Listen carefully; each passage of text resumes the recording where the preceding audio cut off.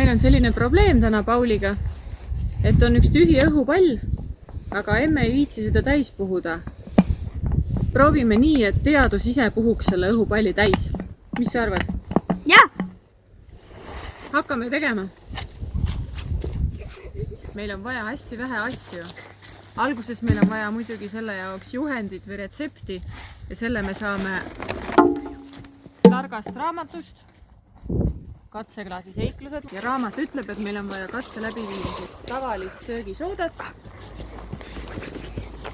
30% äädikat ja ühte tavalist plastpudelit, mille sisse me siis selle segu teeme ja mis meid aitab õhupalli täis saamisel.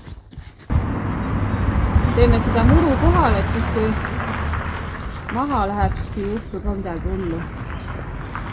Umbes pool klaasi. Nüüd ma siit targast raamatust loen, et siia on vaja tegelikult sisse panna ka 2 teelusikatäit soodat. Ja vaatame, mis nüüd saab, kui me siia pudeli otsa paneme selle soodaga täidetud õhupalli. Nii. Ülilihtne katse. Tuleb ainult õhupalli liigutada, et sooda voolaks pudeli sisse. Vaadake, mis juhtub. Ja õhupall täitub imejõul. Ise ei pea puhuma, eks ole.